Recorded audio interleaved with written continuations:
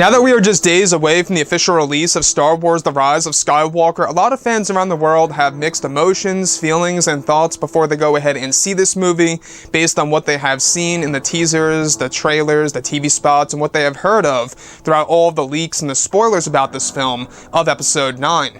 This is Mike Zeroh. Make sure to subscribe if you're new to the channel for future content. Now, there is no doubt about it that the Disney Star Wars sequel trilogy has a lot of flaws. And when I mean a lot of flaws, I mean a ton of flaws. And I think it's pretty safe to say that by far the most poorly written Star Wars film out there, without a doubt, is Star Wars: The Last Jedi by director and writer Rian Johnson. There's no doubt about that. I think that it even is worse than that of The Phantom Menace. But at least, at the very end of the day, The Phantom Menace, at its heart, was Star Wars. It had its moments, it had Darth Maul, it had Qui-Gon Jinn. It felt like Star Wars at the end of the day, even though, in my opinion, The Phantom Menace is a little just above The Last Jedi for me personally. Now, with that being said, a couple of days ago, we talked about The Last Jedi and why I hated The Last Jedi. I didn't go into full detail as to exactly why I hated the movie from point A to point B. A lot of you guys have been requesting this on YouTube and on, different platforms of social media. A lot of you guys have been asking me to really, throw out all of the reasons as to why I hated the movie in order for you guys to understand. And this is the big confession I really need to make, is that yes, I hated this entire movie from the very beginning to the very end consistently. Not one thing in this movie did I actually enjoy. Literally, I really did not enjoy anything in this movie besides the visuals, maybe, and that was about it.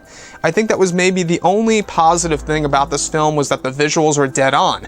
Now, if you guys like The Last Jedi, that is fine. Everybody has their opinion, and it's welcome here. But I just really wanted to talk about my true feelings, about all the things that I hated about The Last Jedi. Now, the thing that I really had a problem with in the very beginning of the movie that I thought was wasted screen time, especially on the character of Luke, is that never in Star Wars did they make a point about a character being hungry excessively or eating. Luke fishes, he milks a sea moose. That thing was just ridiculous. I mean, what were we really doing there, right? Rian Johnson having Luke Skywalker milking this sea monster, or whatever it's really called. I believe it starts with a T. I forgot the actual name. It's a very weird species. But on that world of Octu, that moment where we saw Luke Skywalker fishing, milking a sea moose, Chewbacca almost eating a porg, which is the only thing that Chewbacca even really does in this movie. Did you guys realize that? That in this film, the only thing that Chewbacca really did in The Last Jedi was almost eat a porg. Besides that, he pilots the Falcon, and that was about it. There wasn't really more to it than that of the character of Chewbacca, really. And I think the fact that, Rian Johnson completely, snubbed Chewbacca, just ignored the character, was a big flaw about the film. Because let's face it, a lot of fans out there love the character of Chewie, and I think it's one of the main reasons as to why The Rise of Skywalker at least seems like it's paying more attention to that character, is because of how much he was really ignored. So that was my one problem. The whole entire opening sequence of the island was just a total waste of time. Not to mention the entire concept of the ships running low on gas or fuel, whatever have you, where they're being chased by the First Order for the entirety of the movie. Another waste of time. I didn't understand that. And everybody in my theater, when I went to go ahead and see this movie back in December of 2017, both on the first and second viewing of the film, when I stepped out of the theater, there were people talking about it in a negative way. There were actually people talking about how ridiculous the movie really was. And I just couldn't believe it. I could not believe it. I really couldn't, because this is a franchise that has never had any flaws. This is a franchise that never had any problems before in the past, and you can really see exactly how it was all going downhill. The other thing, of course, was how the Yoda puppet was off, to me at least. It made jokes about the Jedi books, and it didn't really make all that sense. I think that was maybe, and just maybe, the only strong point of the movie was Luke actually having a moment with Yoda's Force Ghost. But even that, I know that the puppeteer, work was a little bit different, and I do know that Frank Oz is older, so obviously he's going to sound different, but the way Yoda was kicking his feet and laughing just didn't make sense, because the reason as to why Yoda acted the way he did in The Empire Strikes Back, being all silly and such, was to test Luke Skywalker's temper. That's exactly why he was acting like that. So Yoda acting like that in The Last Jedi made zero sense to me. And that was one of the other major flaws about this movie. Leia in space was literally like Mary Poppins. You know, I could go on with this forever. It just gave me visuals of her being like Superman flying through space. It was ridiculous. I get that there's gravitational pulls and all, but it just did not make sense at all through the ways of the Force. How Leia is just able to pull that off out of nowhere. Just the visuals, it came off as very cheesy and very much like a parody almost. This entire movie felt like a parody, is the thing I really have to say here. The other thing that I did hate about The Last Jedi was Laura Dern's character, also known as Vice Admiral Holdo.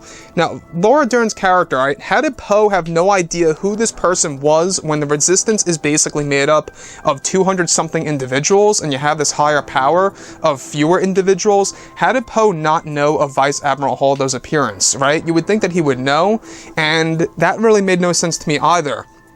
Not to mention, what Holdo does in the movie breaks the Star Wars franchise. You can't weaponize light speed. You can't weaponize hyperspace.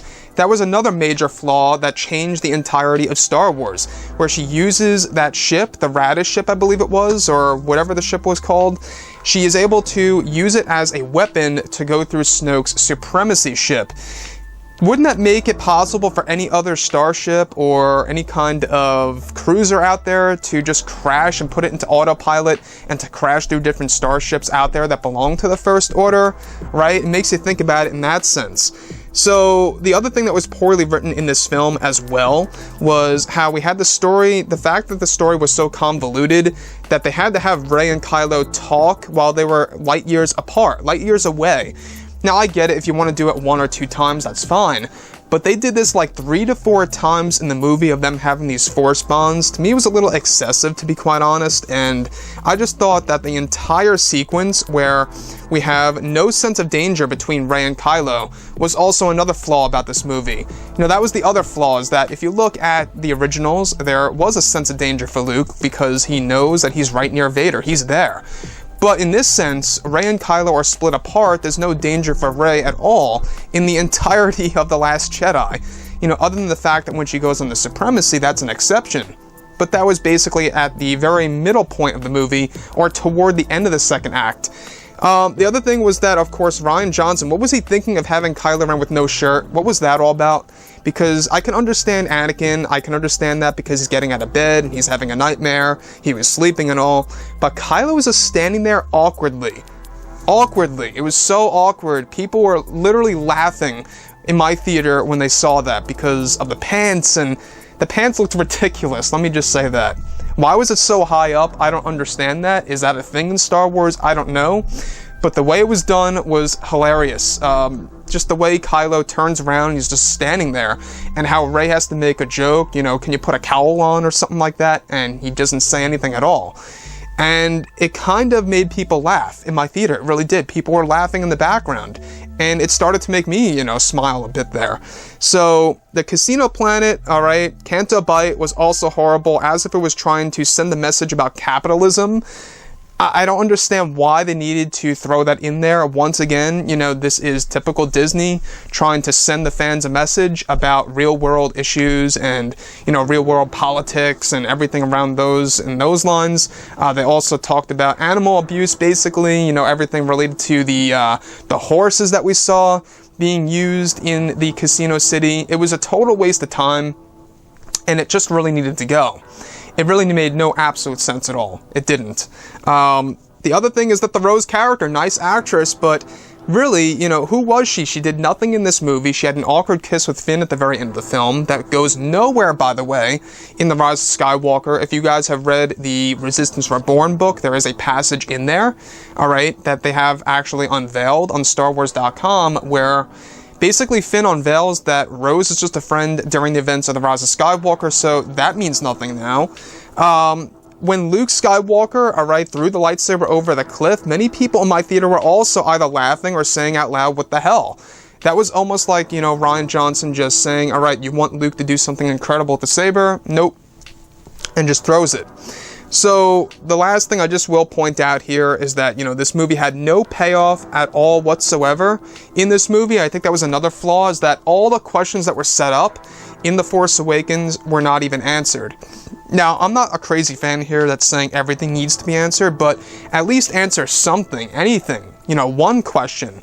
We didn't get one thing answered in this movie. This is the middle point of the Star Wars sequel trilogy, and if you're trying to model the sequel trilogy off of the originals, like the structure of it all, of how the middle point of the film is said to unveil all these different revelations, it revealed nothing, and it seems like that was Rian Johnson's way of making the movie a big twist, was by revealing nothing. That's what it came off as, and that's exactly what he planned to do. That's exactly what it was. Let's not forget that, infamous interview by Rian Johnson for one of his movies, I believe it was for one of his independent films, many years ago, where he says he wouldn't mind, or he actually likes the idea of dividing fans of ones, who hate the movie or ones who like the movie. And it kind of creates like this, stirred up effect among fans or among the audience. Seems like he actually likes that. So, I don't know. Those are all my points about The Last Jedi that I hated. The lightsaber duel was absolutely horrible between Luke and Kylo. Need I say more? I mean, this movie really has a lot of flaws, and I just really wanted to get out all the points as to why I hated the film, because a lot of you guys are asking me after I posted that video as to why I hated The Last Jedi. So there you have it. Share this video if you want to. Let others know about this. And yeah, if you guys did enjoy the content for today, do make sure to drop a thumbs up on this video to support the channel, and I'll catch you guys next time.